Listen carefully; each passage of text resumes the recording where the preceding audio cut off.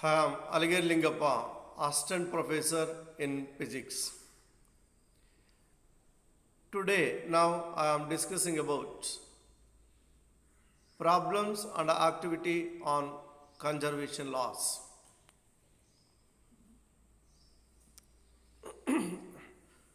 Mechanics and properties of matter. Program BSc, subject physics, semester first semester, University Vijayanagara Sri Krishna Devaraya University, Ballari, session 22. Prerequisites: concept of angular motion, formula for angular velocity, angular momentum, Kepler's planetary motion, formula for rotational kinetic energy, then expression for torque. Session outcomes: study of conservation laws, determination of angular momentum, determination of torque, determination of angular velocity, study of moment of inertia, and etc.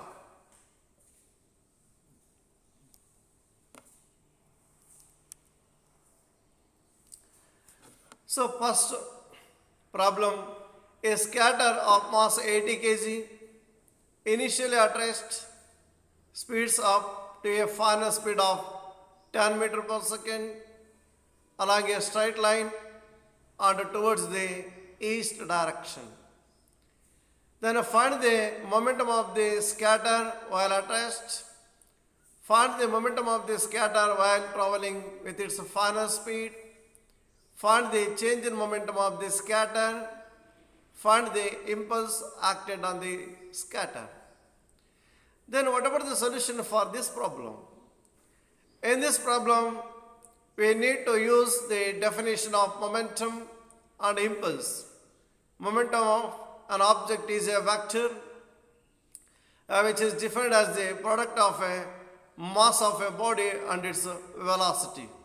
That means P is equal to mv. Therefore, the direction of momentum is the same as the direction of velocity, and the magnitude of momentum is equal to the product of the mass of the object and its speed. That means the magnitude of velocity.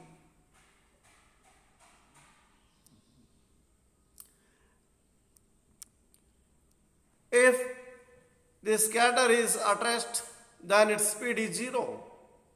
Then the momentum of the scatter is 0. Initial linear momentum of the scatter P, that must be equal to 0. The final speed of the scatter is 10 meter per second. Its mass is 80 kg. Then the final momentum, so mv is equal to 80 into 10, 800 kg meter per second. The change in momentum is equal to the difference between the final momentum and initial momentum. Delta P is equal to final momentum minus initial momentum is equal to 800 minus 0 is equal to 800 kg meter per second. The impulse acted on the scatter is equal to the change of its momentum. So J is equal to delta P is equal to 800 kg meter per second.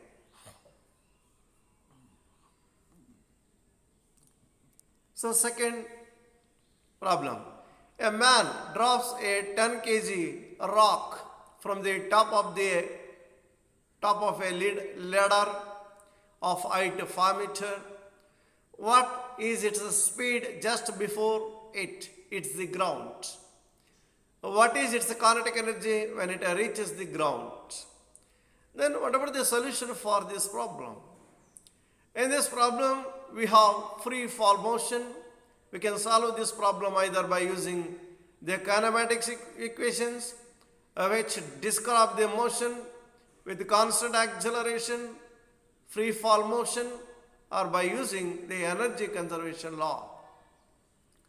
Below we solve this problem by using the energy conservation law. We assume that there is no friction. Then we have the conservation of the net mechanical energy of the rock. The mechanical energy of the rock is sum of the kinetic energy and gravitational potential energy. E is equal to K plus U, gravity. The kinetic energy is determined by the speed of the rock. So K is equal to mv square by 2. The gravitational potential energy depends on the height of the rock. Gravitational potential energy is equal to mgh. Then the mechanical energy is equal to, that means the sum of kinetic energy and the potential energy, Ku plus U gravity, which is equal to mv square by 2 plus mgh. The conservation of the mechanical energy means that the mechanical energy in the initial state is equal to the mechanical energy in the final state. A, initial energy is equal to mv square by 2 plus mgh, H initial, is equal to E final is equal to mv final square by 2 plus mgh final.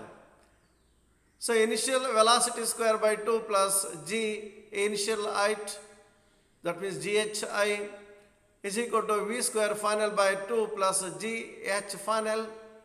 The initial velocity is 0, v initial is equal to 0. The initial height is 5 meter, hi is equal to 5 meter. So the final height is 0, h final is equal to 0 meter. We do not know the final velocity v final.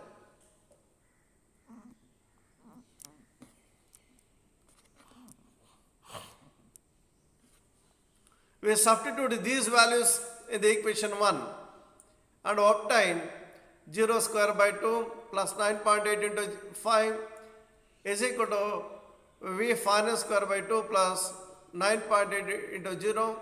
V final is equal to root of 98, which is equal to 9.9 meter per second, so called final velocity of a rock. Now we can find the final kinetic energy. K final is equal to mv square final by 2 is equal to 10 into 9.9 whole square by 2. That must be equal to 490 joules. So that means the final kinetic energy of a body. So third one, suppose a large freight train accelerates from rest, giving its 0.350 meter radius wheels an angular acceleration of 0.250 radian per second square. After the wheels have made 200 revolutions, assuming no slippage, how far has the train moved down the track? In part A, we are asked to find x, and B, we are asked to find omega and b.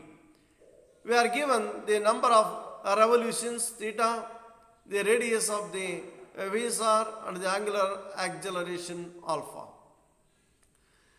So the distance x is very easily found from the relationship between the distance and rotation angle. Theta is equal to x by r. Solving this equation for x is equal to r theta because of angular motion. Before using this equation, we must convert the number of revolutions into radius because we are dealing with a relationship between linear and rotational quantities. Because we are dealing with a relationship between linear and rotational quantities, theta is equal to 200 revolutions, then 2 pi radian by 1 revolution is equal to 1257 radians. Substitute the noun values into x is equal to r theta to find the distance the train moved down the track. X is equal to r theta is equal to 0.350 meter into 1257 radian, which is equal to 440 meter. So only the A is solved but B is not solved. So just to see the distance traveled by the train, that must be equal to 440 meter. So fourth question, Suppose a car tire rotates 8 times a second.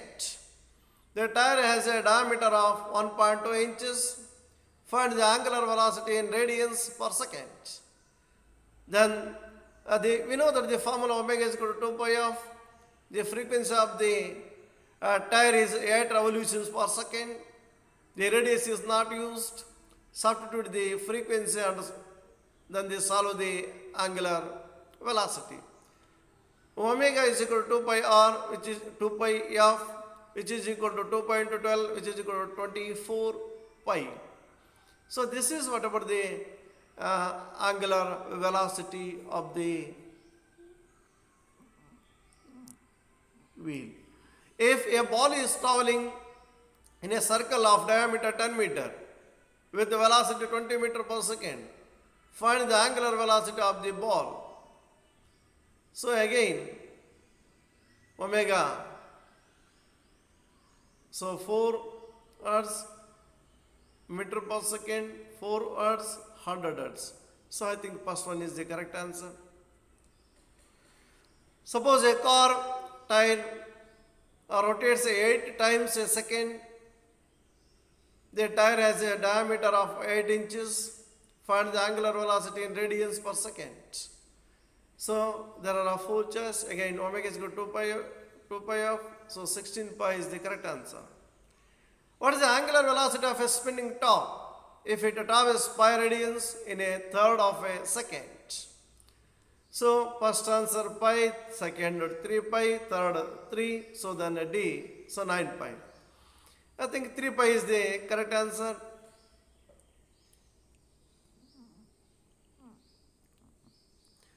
A 20 in diameter tire on a car makes 9.3 revolutions per second. Find the angular speed of the car. So first choice 6 pi radians per second, 18.6 pi radians per second, 22 pi radians per second, 2 pi radians per second. So B is the correct answer, 18.6 pi radians per second. You are given diameter, so we know that the relation between the radius and diameter, half of the diameter that gives the radius, and also given 9.3, that means frequency. By using those two factors, we can be able to calculate the angular speed of the car. So a car wheel of radius 20 inches rotates at 8 revolutions per second on the highway. What is the angular speed of the tire? 18 pi radian per second, 20 pi radian per second, 12 pi radian per second, 16 pi radian per second. Again, you are given a radius and then the frequency of omega is equal to pi of the V is equal to r omega. By using those two equations, we can be able to determine the angular speed of the tire, so called 16 pi radian per second. So what about the applications of these activities? Solution for different angular motion, study of law of conservation of energy, study of law of conservation of angular momentum, calculation of torque, frequency, period, etc. in angular motion, study of Kepler's laws of planetary motion. So then the references for the study of activity in case of conservation laws, mechanics by D.S. Mathur, mechanics by J.C. Upadhyay, physics for degree students by C.L. Arora and P.S. Emne, physics volume 1 by Resnick, Halliday and Crane, college physics volume 1 by Sundarajan, George Thomas and Said Aziz. Thank you.